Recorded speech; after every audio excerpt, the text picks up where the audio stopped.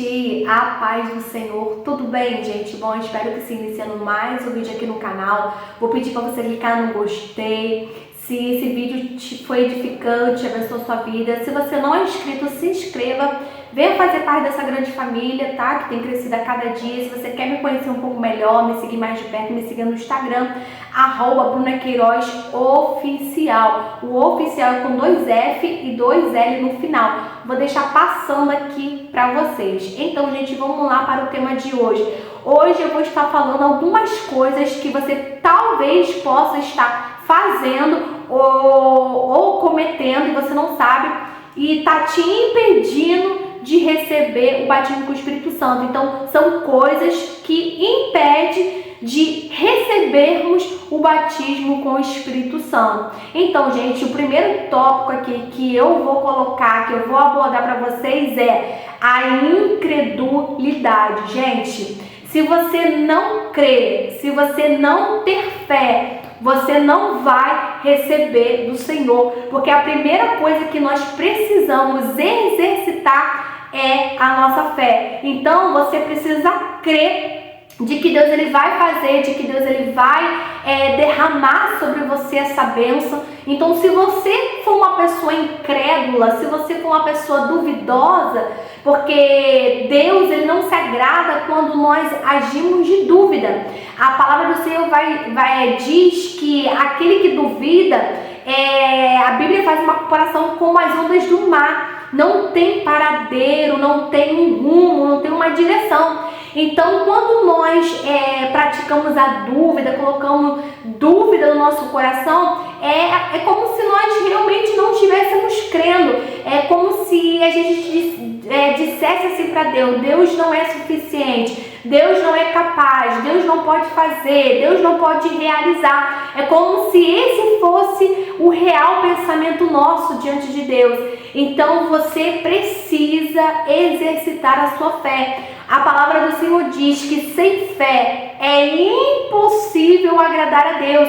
Às vezes você está orando, você está buscando, você está rogando, você está pedindo, mas há uma incredulidade no teu coração. Sabe quando você busca algo, mas lá no fundo você fica com aquele sentimento: será que vai acontecer? Será que vai dar certo? Isso já aconteceu comigo diversas vezes, em determinadas situações, sabe? Que eu estava ali almejando, desejando, ansiando, não somente com o batismo com o Espírito Santo, mas já aconteceu de vir esse sentimento no meu coração, de eu fazer alguma coisa, de eu colocar o meu coração, de eu, sabe, iniciar um propósito, algo específico, e eu buscar, e eu orar, mas vir aquele sentimento lá no fundo: será que vai acontecer? Será que Deus vai fazer? Será que vai se concretizar? O nome disso é incredulidade, gente. É falta de confiança, é falta de fé. Então, se você tá com esse sentimento, se você... Bruna, eu oro, Bruna, eu jejuo, Bruna, eu tô buscando, Bruna, eu subo um monte, Bruna, eu faço propósito.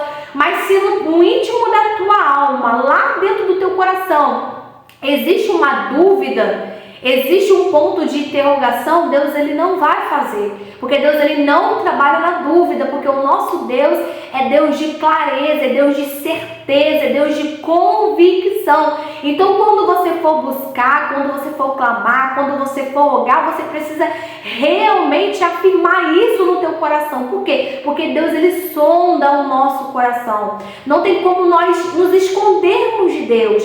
A gente até esconde do homem, a gente até esconde daqueles que estão ao nosso redor, mas do Senhor não tem como nós escondermos nada de Deus, porque Ele vai lá na alma, Ele penetra onde ninguém consegue ir, Ele vai, e Ele discerne as intenções. Então Ele vai saber se você realmente está tendo fé, se você realmente está acreditando, se você realmente está tendo confiança de que Ele vai fazer. Então a incredulidade é algo muito grande aí, que pode fazer com que você não venha estar recebendo do Senhor essa promessa.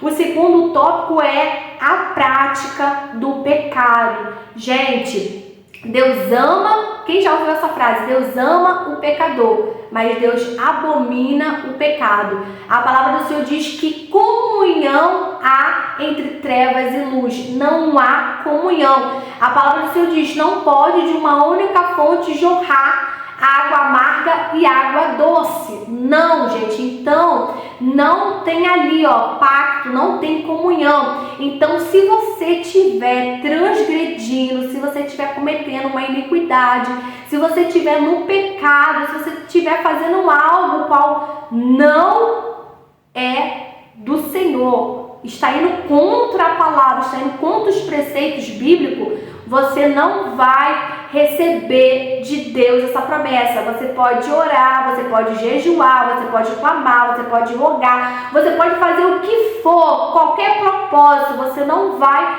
receber de Deus. Eu falo com clareza e certeza, se você estiver na prática do pecado, se você estiver cometendo iniquidade, se você estiver continuamente transgredindo contra Deus, não tem como você receber de Deus essa promessa.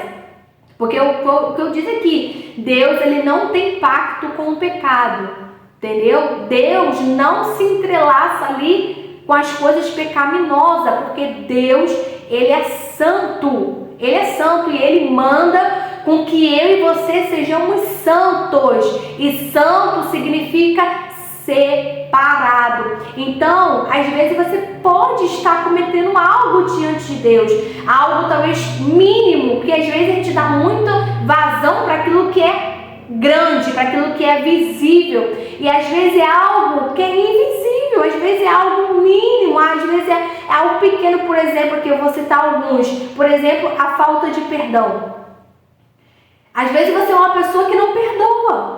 Às vezes você está com o teu coração aí cheio de rancor, cheio de mágoa, cheio de ira. Você consegue entender? Você é uma pessoa que não libera o perdão. Então não tem como você receber de Deus, porque você está no pecado. Entendeu? Porque a palavra do Senhor diz que aquele que não pode perdoar não é digno de ser perdoado.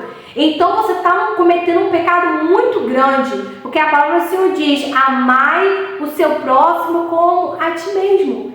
Então, nós temos que perdoar quantas vezes for necessário, nós temos que perdoar. Se você tem uma dificuldade, se você é uma pessoa que é rancorosa, que guarda as coisas no coração, você tem que orar ao Senhor nesse sentido. Você tem que apresentar diante do Senhor essa pauta e expor para Deus, Senhor, eu estou magoada, Senhor, eu estou triste, Senhor, eu não estou conseguindo liberar o perdão para essa pessoa. E você vai expor isso para Deus e você vai estar ali em oração, em jejum, para que Deus venha tratar do seu coração e você venha conseguir liberar esse perdão.